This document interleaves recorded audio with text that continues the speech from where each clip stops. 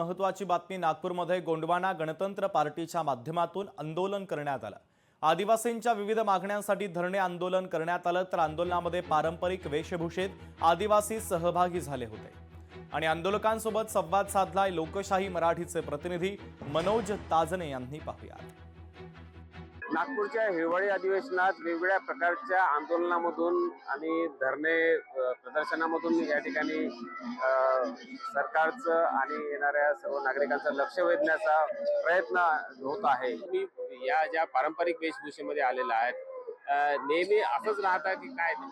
हे आमचे वेशभूषा आहे, आमचं पारंपरिक चालत आलेले हे आमची संस्कृती जपायची।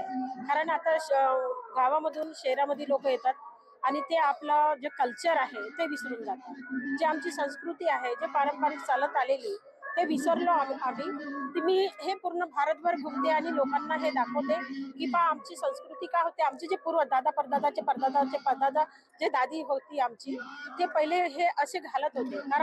हिवाळी अधिवेशनामध्ये या संपूर्ण क्षेत्रातील आदिवासी समाजाचे जे प्रश्न आहेत व इतर समाजाचे जे प्रश्न आहेत, आम्ही आता गोंडवाना गणतंत्र पक्ष म्हटलं तर हा राजकीय पक्ष आहे आणि राजकीय पक्षाच्या माध्यमाने शेतकऱ्यांचे प्रश्न, विद्यार्थ्यांच्या शिक्षणाचे प्रश्न, बेरोजगारांचे प्रश्न, त्याचप्रमाणे जातीनिहाय जनगणना झाली पाहिजे। आदिवासींचे वेगवेगळे प्रश्न जे आहेत ते घेऊन तुम्ही आज इथे उपोषणाला बिलकुल आम्ही मुख्यमंत्र्याला या माध्यमाने या क्षेत्राच्या जेवढेही समस्या आहेत, आदिवासीचे असो किंवा फिर इतर जे जाती समस्या असतील, संविधानिक जे समस्या आहेत, त्या समस्या आम्ही आज मुख्यमंत्र्याच्या माध्यमाने इथून धरणं आंदोलन म्हणजे त्यांच्याकडे निवेदनाच्या माध्यमाने सोडवणार आहोत। आरक्षण असो किंवा इतरही समस्या असो आदिवासी समाजाच्या, त्यांच्यासाठी हे आंदोलन या ठिकाणी धरणे आंदोलन केलं जात आहे। मनोज ताजने, लोकशाही मराठी, गडचिरोली, नागपूर।